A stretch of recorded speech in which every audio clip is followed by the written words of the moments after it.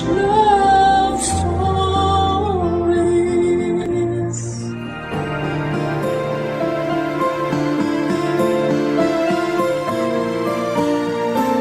Lahat ng tao ay may kanya-kanyang halaga na hindi kailangang ikumpara sa iba. Kapag nangibabaw sa iyo ang inggit ay maaaring mabulagan ka at hindi mo ito makita. Ikaw kabarangay, sa anong paraan mo nakikita ang iyong halaga? Dear Papa Dudut, isang pagbati po para sa inyo at sa lahat ng inyong mga tagapakinig. Masasabi ko po na isa ko sa mga avid listeners ninyo at laging nag-aabang ng mga bagong kwento mapa Facebook, YouTube at Spotify man. Pero kadalasan po ay sa YouTube lang talaga ako nakakapakinig dahil may pasok po kami sa school. Tawagin niyo na lamang po ako sa pangalang Clea, 19 years old at taga rito lang din sa Metro Manila. Kakagraduate ko lamang po ngayon sa senior high school at excited nga po ako na mag-college. Ang kwento ko po ay nangyari bago ako graduate, Papa Dudut. Hindi naman kami mahirap, pero hindi rin naman kami mayaman. Papa Dudut, gusto ng mga magulang namin na sa private school kami ng kuya ko mag-aral. At sinikap nga po nila na makapagtapos kami sa isang Catholic school. Sa aming magkapatid, ako yung female version ni Papa. Si Kuya naman siya yung male version ni Mama. Masasabi ko po na si Kuya yung mga charming at mas matalino, kaya parang naging madali lang sa kanya ang lahat. Kapag pinagkumpara kaming dalawa ay wala talaga akong laban sa kanya. Nung nakagraduate na ako ng junior high school ay medyo nakahinga ako dahil akala ko ay titigil na ang mga tao sa pagko-compare sa amin ng kuya ko. Pero nagkamali ako noon. May pumalit na kasi kay kuya. Pagkatapos ng bakasyon namin ay marami na agad nagbago. Lalo na sa mga kaklase ko. At isa na nga po doon yung best friend kong si Rizzy. Hindi po yun totoo niyang pangalan. Medyo katunog lang po pero nag-decide po ako na hindi na lamang po yun banggitin dito, Papa Dudut. Magkakilala na po kami mula pagkabata. Marami nga pong nagsasabi na para daw kaming kape at asukal. Siya yung asukal at ako naman yung kape na kapag pinaghalo, may isang mangingibabaw. At sa aming dalawa, ako yung may strong personality kaya lagi kong nasasapawan si Rizzy. Maputi po si Rizzy samantalang natural naman yung pagkamorena ko. Bumagay naman sa akin ang skin color ko kaya tuwing magkasama kami, ako ang mas napapansin.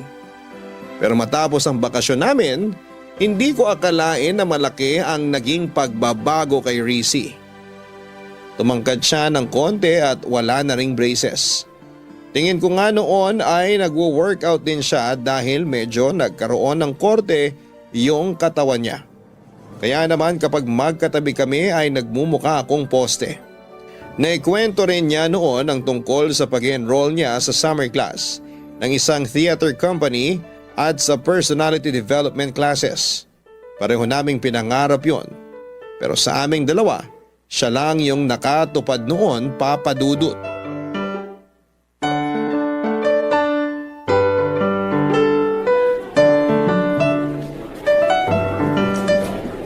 Oh my gosh! Hindi ka maniniwala sa nangyari kanina. Bakit? Ano ba nangyari? Eto na nga! Nakasalubong ko si Gino. Yung crush mong varsity player na di ka naman pinapansin? Shh! Ano ka ba? Dati yun. Hindi na ngayon kasi nginitian niya ako. Talaga? Taray mo ha? Hindi lang yun. Meron pa. Ano? Nagkausap ba kayo tapos naging friends na? Hindi. Iba naman to.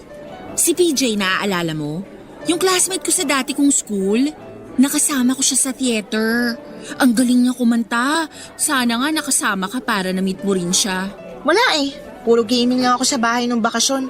Pumunta kami sa Ilocos. Bumisita kami sa mga kamag-anak. Tapos yun, pagbalik namin, nagbasa-basa na lang ako ng books at nanood ng K-drama series. Ay, halos pa ulit-ulit lang yung ginagawa ko. Buti ka pa nga eh.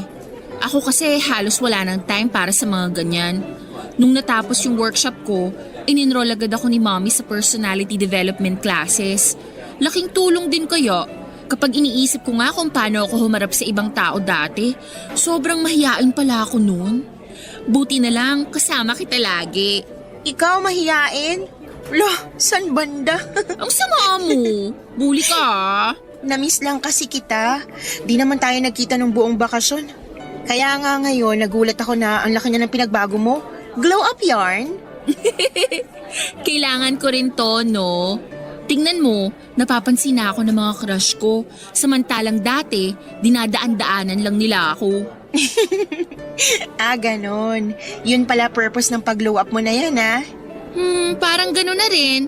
Pero yung main reason talaga, gusto ni Mommy na maboost yung confidence ko. At syempre, hindi naman mangyayari yon kung wala akong gagawin, di ba? Oo na.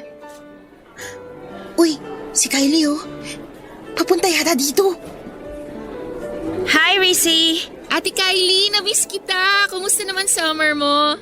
Okay naman, pumunta kami sa Korea, then pagbalik namin dito sa Philippines, pumunta naman kami ng Siargao. Wow, nice naman. By the way, si Clea nga pala, bestie ko. Oh, hi Clea! Siguro babad ka rin sa beach, no? Ano ka ba ate? Natural yan. Black beauty kasi siya. Talaga? Nakakainggit naman. Tingnan mo tong skin ko, next week wala nang silbi yung pagpapatan ko. Samantalang ikaw, forever na ganyan yung skin? Ang unfair nito dapat ako rin. Hindi naman. Bestie, sorry ha. Pero malapit na palang mag-start class ko. Ate Kylie, punta na ako sa room namin. Okay, sige, may gagawin na rin naman ako. Bye, Rissy. Kita na lang tayo mamaya. Papadudot na ni bago ako noon kay Rissy. Hindi lang kasi itsura niyang nagbago kundi pati na ang ugali niya. Parang bigla siya naging ibang tao sa paningin ko. Dati kasi hindi naman siya napapansin ni Kylie na sikat sa school namin. Bukod kasi sa pagiging maganda at honor student, president din ito ng Theaters Guild. At sa pag-uusap nila noon sa harapan ko, nakakagulat na gano'n na kaagad sila ka-close. Samantalang ako kahit na ilang beses nang ipinakilala kay Kylie ay hindi talaga nito natatandaan ang pangalan ko. Hindi lang kasi yon ang unang beses na ipinakilala ako ni Rissy dahil doon ay nasaksihan ko kung paano sila mas naging malapit sa isa't isa. Lagi nang inaaya ni Kylie ang best friend ko. At syempre isinasama naman niya ako. Ang kaso madalas akong ma-OP dahil hindi naman ako nakaka-relate sa mga pinag-uusapan nilang dalawa. Kung nagulat ako na mabilis lang naging malapit sa isa't isa sina Rissy at Kyla, mas nagulat ako noong magsimula ng pansinin ni Archie ang best friend ko. Mutual crush namin si Archie at may usapan kami na kung liligawan man ito ang isa sa amin ay if-friend zone lang namin ito. Naniniwala kasi kami na forever na kaming magiging mag-best friend. Kaya naman nagulat na lamang ako sa mga naikwento ni Rissy nang minsan niya ulit akong isama sa cafe kasama si Kylie Papadudut.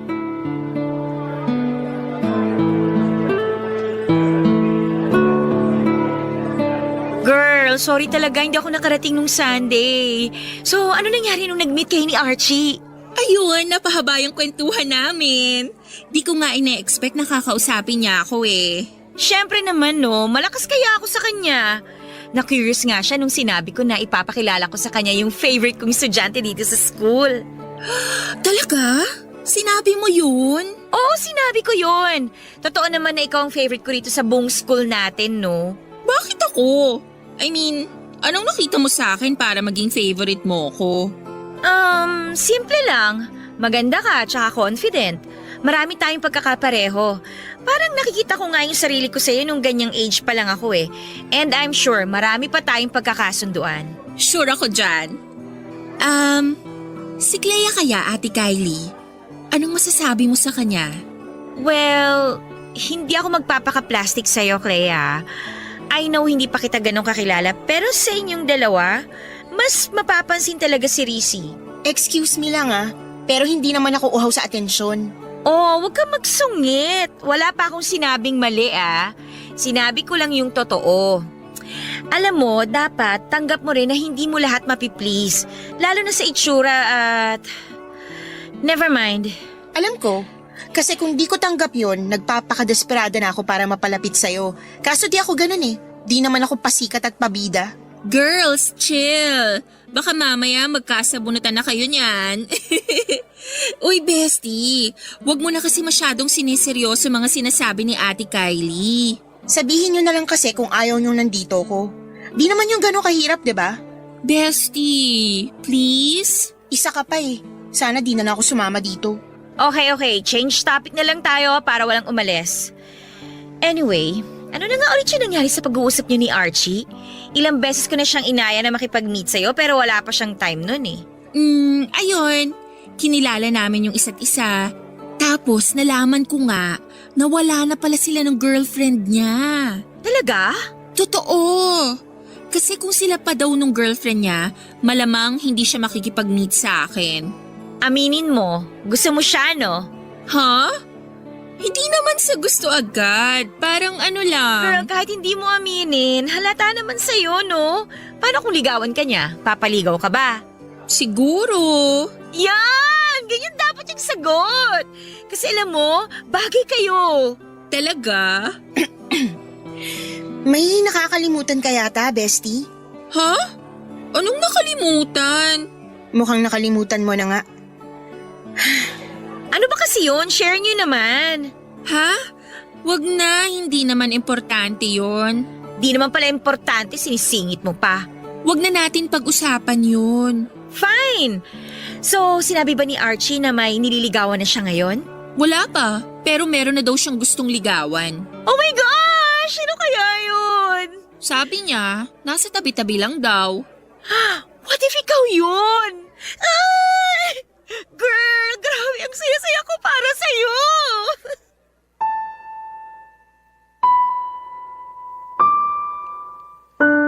Papadudot halos napanisa na nga ako ng laway habang nag-uusap silang dalawa na parang hindi nila ako kasama. Hindi ko man aminin, alam ko na sinasadya rin nila yon. Lalo na si Kylie. Pero nasaktan ako sa parte na parang naging katulad na rin ni Kylie ang best friend kong si Rizzy. Alam ko rin na hindi naman talaga niya nakalimutan yung usapan namin tungkol kay Archie. Pero sinadya niyang magmaang-maanga noon para hindi maudlot yung pagpapabida niya. Laging ganon ang eksena sa buong school year namin noong grade 11. Madalas na naming makasama sina Kylie at Archie pero halos hindi naman nila ako pinapansin. Para lang akong hangin noon tuwing magkakasama kami. Pero dahil mahalaga rin para sa akin ang best friend ko, ay tinis ko na lamang ang hirap ng pakikisama sa mga bago niyang kaibigan. Isa pa ay alam ko rin naman, nag-graduate na sina Kylie at Archie kaya darating din yung panahon na kaming dalawa na lamang ulit ang laging magkasama.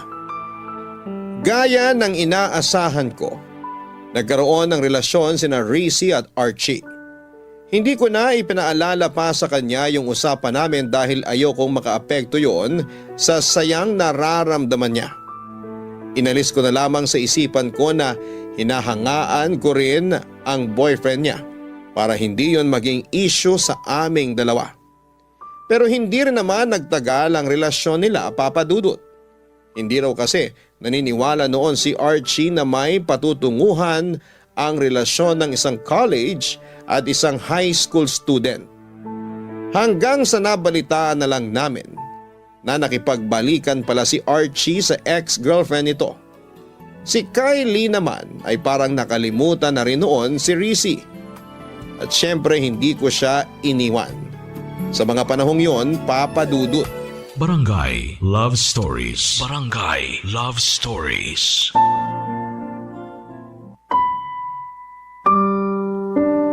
Papadudot, akala ko po noon na ituloy-tuloy na yung pagiging maayos ng friendship namin ni Rizzy. Pero parang may gusto talaga siya noong patunayan. Noong mag-grade 12 na kami, bigla rin siyang nagkaroon ng interes sa student council. Hindi na rin naman ako nagulat noong nanalo siya bilang president dahil mula nang maging close sila ni Kylie ay marami na rin talagang nakakakilala sa kanya. Bukod pa roon ay siya rin ang pumalit na president ng Theaters Guild.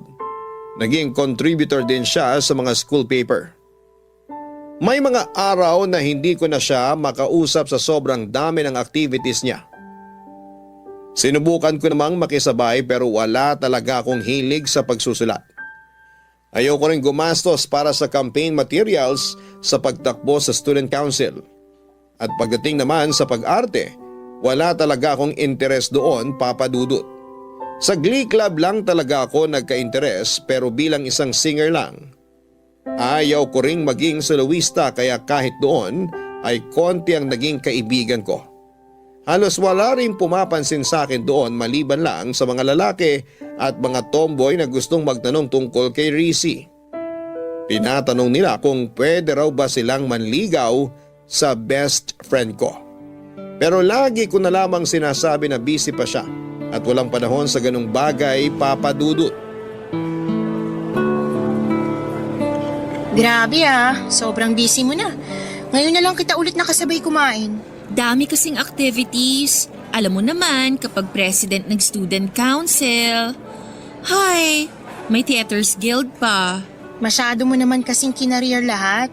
Kailangan kong gawin yun. May kailangan akong patunayan. Huh? Kanino naman? Sa pagkakaalam ko, di ka naman pinipressure ng parents mo. Tsaka, dun pa nga lang sa naging president ka, malaking achievement na yun eh. Hindi pa enough yun, bestie. Bakit hindi? Magaling ka na nga eh. Marami na rin nakakakilala sa'yo. Alam ko, pero marami pa akong gustong ma-achieve. Ikaw ba, ayaw mong makilala ka dito sa school? Dapat nga tumakbo ka rin para maging student council officer eh. Wala akong budget para sa campaign materials. Kung ayaw mo yon, bakit di mo itry sa ibang club para maging active ka rin? Boring naman kung sa Glee Club ka lang. Bestie, masaya na ako doon. Okay na ako sa ganito. Hindi ko naman kasi kaya yung ginagawa mo. Kala mo lang hindi mo kaya. Tignan mo ako. Ganyan din mindset ko dati, di ba? Magkaiba tayo. Tsaka, ibang-iba ka na ngayon. Parang wala ka nang di kayang gawin. Hindi ka ba napapagod? Napapagod. Siyempre tao pa rin naman ako, no? Pero dito ako masaya. Alam mo, may naisip nga ako para sa ating dalawa eh. Ano yun? What if i-push natin na makapasok sa top 3? Seryoso ka ba, bestie? Di ba, masaya naman tayo kahit top 10 lang? Okay ka na dun? Alam kong magandang goal naman yung sinasabi mo, pero hindi kasi madali para sa akin, bestie. Magkaiba tayo. Paanong magkaiba? Matalino ka rin naman ah. Hindi yun ang ibig kong sabihin. Ano kasi, hindi lang naman pag-aaral yung inaatupag ko kahit nakauwi na sa bahay. Marami ding gawain doon. Di katulad sa inyo na merong kasambahay. Pwede mo pa rin naman i-manage yung oras mo para mas makapag-focus ka sa pag-aaral. Hindi yun ganun kadali, bestie. Tsaka kung ipupush ko yung top 3 na yon, hindi maiiwasan doon yung mapagastos. Di naman kami mayaman eh. Sinikap lang talaga ng mga magulang namin na makapag-aral sa private school. Kaya magkasama tayo dito. Nagigets naman kita sa part na yan. Pero sayang kasi eh. Marami ka pa sanang pwedeng gawin. Okay na ako sa ganito. Masaya na ako kung makakapasok pa ako sa top 10. Pero yung top 3, parang imposible pa. Ay, bahala ka nga. Basta ako, sisikapin kong magkaroon ng major achievements bago man lang matapos tong school year. Support na lang kita. Ano pa nga ba? Baka naman iniisip mo na ayaw ko lang talaga makipagsabayan sa'yo. Hindi ko lang talaga kaya yung gasto sa mga ginagawa mo. Nakakaintindi rin naman ako, bestie. Pero kung gugustuhin mo rin naman talaga yon, magagawan mo ng paraan eh. Bestie naman. Fine! Di na kita pipilitin.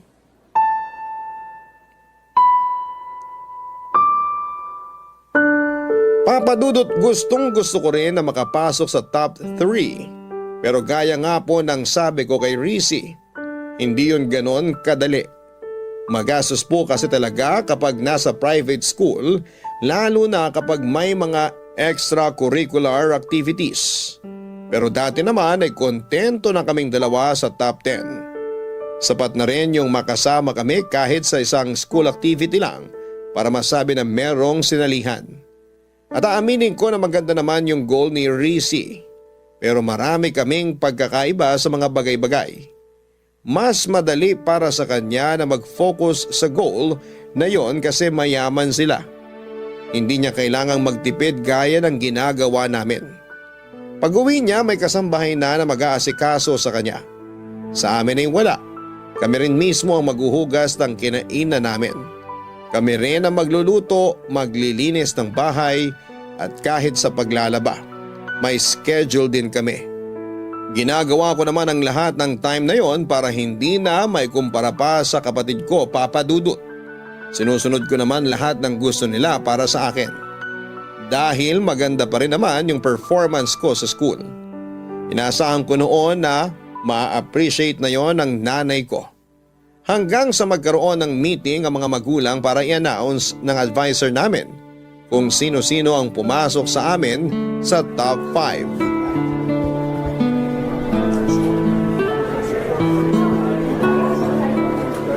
Galing naman ni Rizzy, anak. Magkaibigan kayo nun, di ba? Opo, mag-best friend pa nga eh. Tsaka magaling po talaga siya, ma. Active din kasi siya dito sa school. Sa narinig ko kanina, president pala siya ng student council. Opo ma. Siya rin yung president ng Theaters Guild. Naku, marami pala talaga siyang inaasikaso, no? Napakasipag na bata. Kahit anak mayaman, nagsisikap talaga siya na magkaroon ng malaking achievement. Isipin mo yun, busy siya pero pasok pa sa top 5. Malaking tulong din po kasi na nakakasali sa mga activities eh. Ikaw ba, wala kang sinasalihan? Meron naman po ma, pero hindi kagaya ni Rizzy na sinasalihan lahat. Magastos kasi yung iba. Wala naman yan sa gastos, anak. Pagsisikapin mo talaga, walang imposible. Tignan mo siya, oh. Ang ganda-ganda niya. Ang saya niyan tignan. Top 6 ka dati, tapos top 8 siya. Pero ngayon top 5 na siya. Nakakabilib naman talaga yung dedikasyon niya sa pag-aaral. Swerte ng mga magulang niya sa kanya. May tutor naman siya, kaya mas napataas niya pa yung grades niya. Ganun ba? Eh di magpa-tutor ka sa kuya mo. Malaman, nakikita niyo pa ba si kuya sa bahay? Paano pa ako magpapaturo sa kanya? Ay, sa bagay. Busy rin kasi yung kuya mo. Hindi madali yung ginagawa niya kasi siya na nagpapaaral sa sarili niya. Ayaw niya kasi maging pabigat sa amin ng papa mo. Para daw mapagtuunan pa namin yung pagbabayad ng tuition mo at saka syempre yung baon mo araw-araw. Alam ko naman po yon, ma. Kaya nga hindi na ako sumasali sa mga extracurricular activities eh. Kahit nga sa field trip, hindi na ako sumasama. Oh, nagtatampo ka ba anak? Pasensya ka na ha. Sapat lang kasi para sa tuition mo yung kaya namin ng papa mo. Alam mo naman na hindi rin kalakihan yung sweldo namin, di ba? Hindi naman po yun issue sa akin, ma. Mabuti naman kung ganon. Naktignan mo oh, daming kumakausap kay Rizzy. Mukhang sikat talaga siya rito sa school nyo ah. Ibang-iba na siya. At least siya nakalabas na sa comfort zone niya. Kausapin niyo na rin po kaya. Ayan na siya oh, papunta na rito. Hi, tita! Uy, bestie, congrats sa atin ha! Iha! Congratulations! Nasaan nga pala yung parents mo? Hindi po nakapunta eh. Hectic po kasi sked nila. Oh, sayang naman. Pero congrats pa rin sa'yo, ha? Ang galing-galing mo naman. Thanks, tita. Magaling din naman po si Clea. Sayang lang kasi hindi siya nakapasok sa top 5. Sabi ko nga po sa kanya, i-push namin na makapasok sa top 3 eh. Kaso ako lang yung may pag-asa ngayon na ma-achieve yun. Ipagpatuloy mo lang yan, Iha. Malayo mararating mo sa pinapakita mong dedication sa pag-aaral. Ganun nga po. Marami pa po kasi akong gustong ma-achieve at gustong gawin bago matapos yung school year. Mabuti yan, Iha. Napakaswerte ng parents mo sa'yo.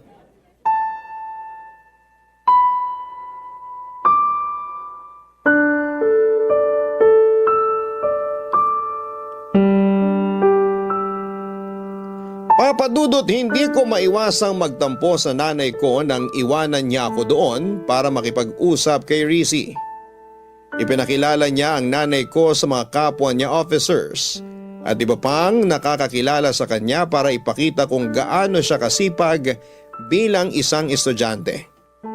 Best friend ko siya, kaya masaya ako sa mga achievements niya. Pero nang time na yon ay nakaramdam naman ako ng inggit.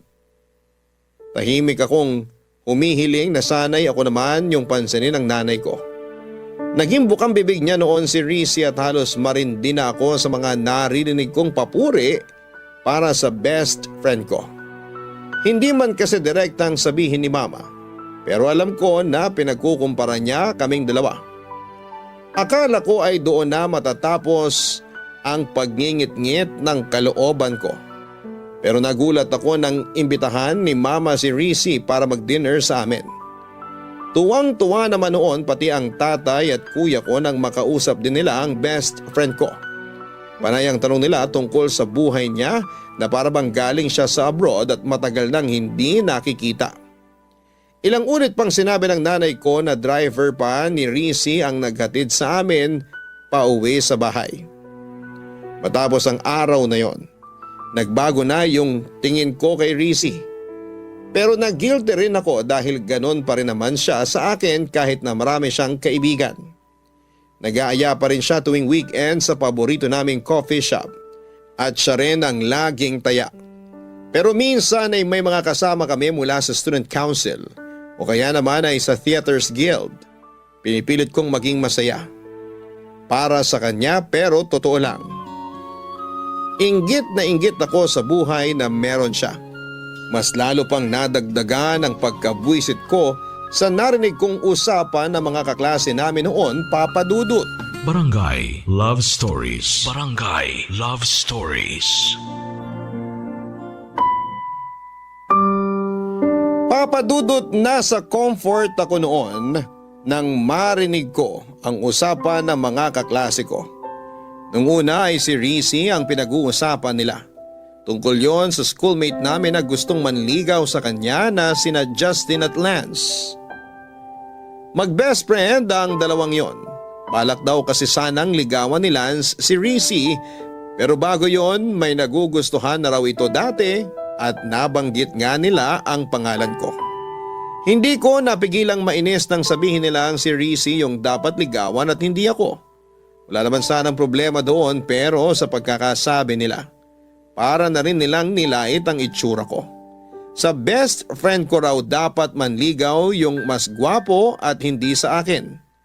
Hindi ko gusto yung pakiramdam na naiinis ako kay Rizzy dahil sa pagkukumpara ng mga tao sa aming dalawa. Siya na lang kasi palagi ang napapansin. At sa aming dalawa ay mas deserve ng best friend ko lahat ng mas magandang bagay kesa sa akin. Unang-una, pinagkukumpara kami sa itsura. Ang hirap kasi sa ibang Pinoy, porque mas maputi, yon ang mas maganda para sa kanila. Sa kulay sila ng balat nagbabase. Parang nawawalan ako ng halaga kapag siya yung kasama ko. Kahit kasi sa pamilya, mas bida si Rizzy. Lahat ng appreciation na kailangan ko para lumakas ang loob ko ay nawala ng dahil sa kanya. Hanggang sa mapag-usapan namin ang tungkol doon.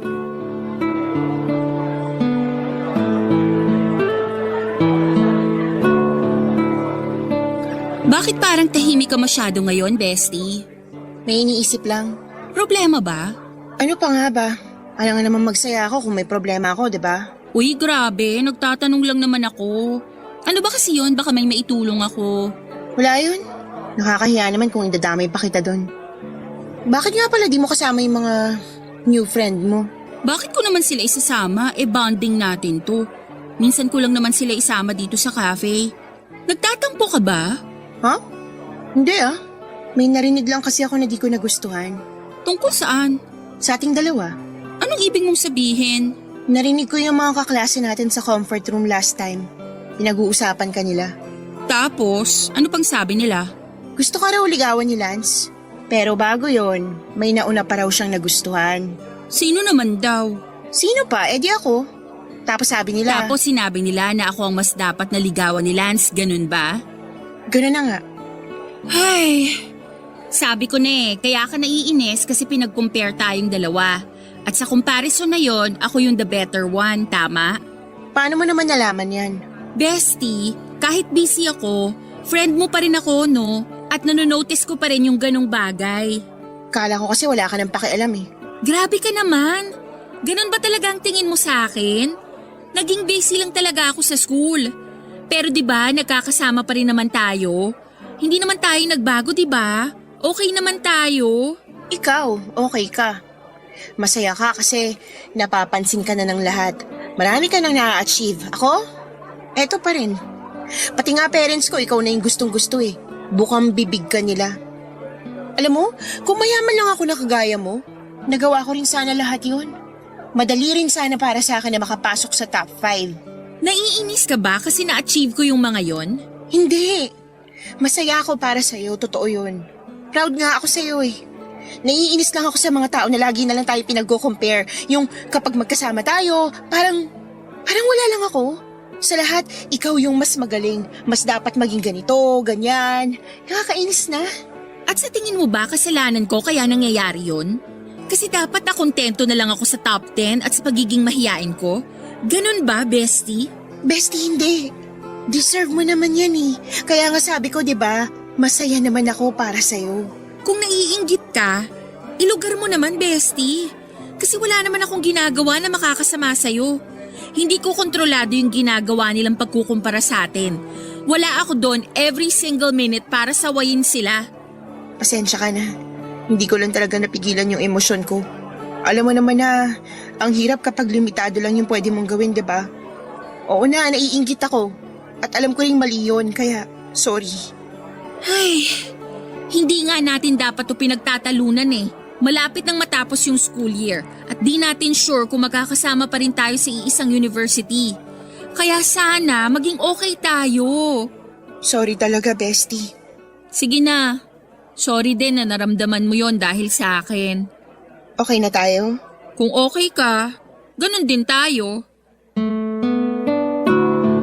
Papadudot, naging okay naman kami ni Rizzy pagkatapos ng maliit na pagtatalong yon. Nag-exam na rin kaming lahat sa iba't ibang school at syempre kasama na doon yung top 5 universities sa Metro Manila. Alam ko naman na nasa kinikita ng magulang ko ay mas realistic na makapag-aral ako sa isang state university. Pero dahil nakapasok si kuya sa isa ring kilalang university at nagka-scholarship pa, pinangarap ko rin na makapag-aral doon. Pareho kami ni Rizzy na pangarap ang university na yon. Gaya ng inaasahan ko dahil may pera si na Rizzy ay nakapag-exam siya sa 5 top universities. Nang magkaroon pa ng pagkakataon ay dinala rin siya ng magulang niya sa Cebu para makapag-entrance exam sa isa ring kilalang university doon. Ako naman bukod sa 2 mamahaling eskwelahan. Nag-exam din ako sa 2 state university. Magkakasunod na buwan ang dumating ang results mula sa iba't ibang school. Gaya ng inaasahan ko, nakapasa si Rizzy sa halos lahat ng pinag-examan niya, maliban lang sa state university na gusto ng halos lahat ng incoming college students. Laking gulat ko naman dahil nakapasa ako roon. Pareho naman kaming nakapasa sa mga mamahaling eskwelahan. Kaya nag-apply ako kaagad para sa scholarship. Kapag nakapasa ako, kahit papaano ay may pagmamalaki ako sa mga magulang ko. Pero sa kasamaang palad, hindi ako nakapasa sa scholarship. Kaya sinabi ng mga magulang ko na huwag na lamang ako doong mag-aral, papadudot.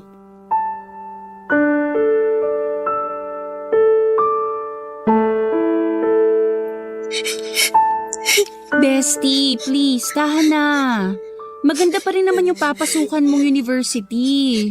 Pero hindi ako nakapasa dun sa gusto kong school. Magkakahiwalay na rin tayo nun.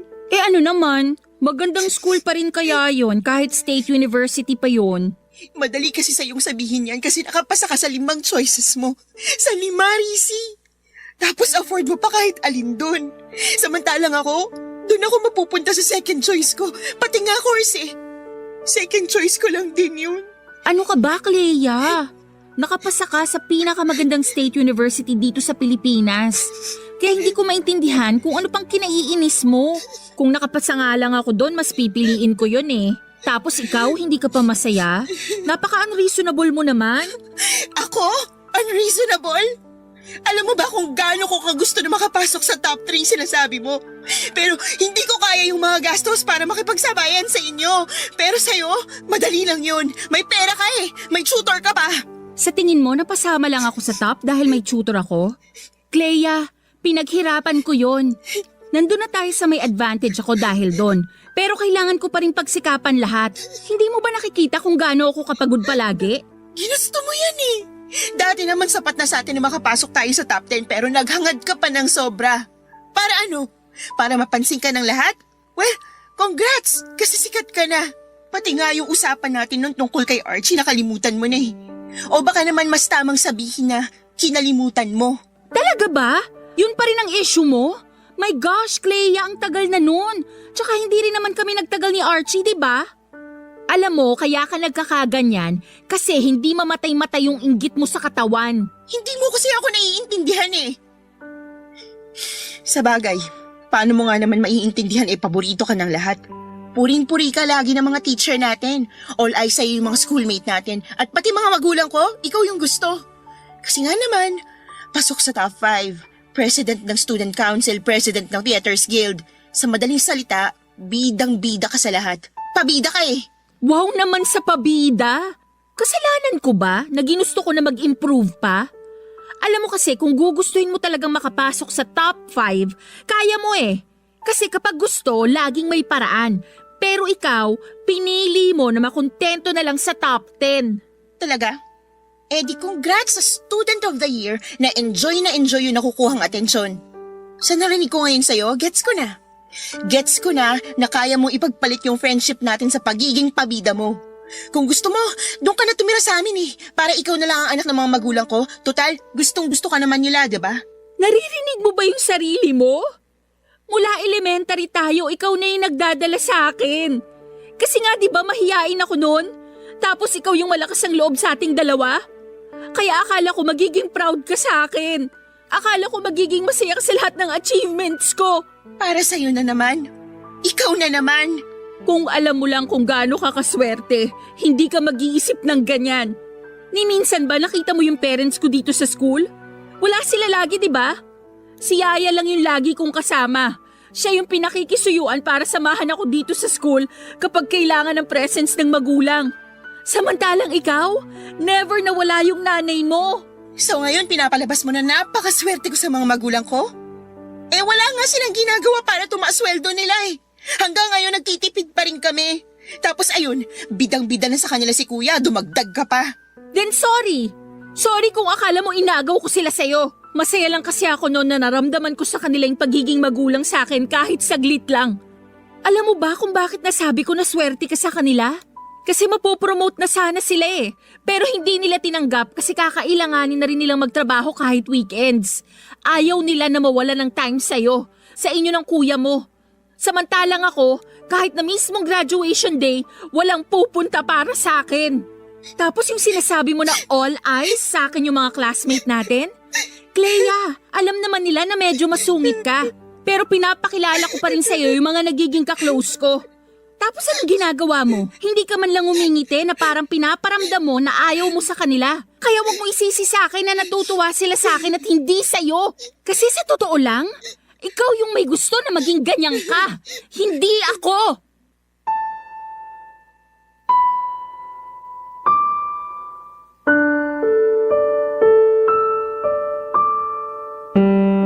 Nagulat ako sa narinig ko noon mula kay Rizzy Papadudut. Pero nagalit din ako. Sa katunayan, dumating at lumipas ang graduation namin na hindi kami nag-uusap. Hanggang ngayon, na first semester na namin, natuloy siya sa mamahaling university.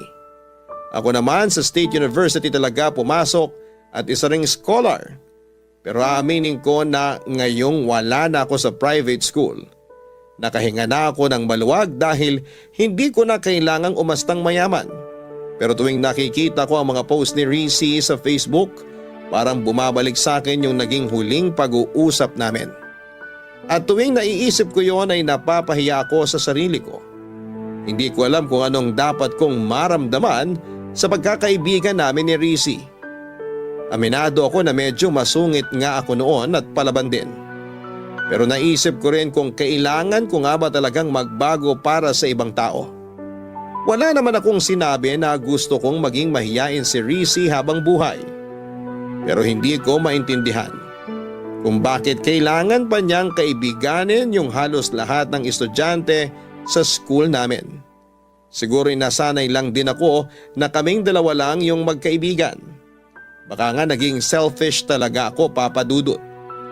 Sa ngayon ay hindi ko pa rin alam kung anong gagawin ko dahil hindi pa rin kami nagkakaayos ni Rizzy.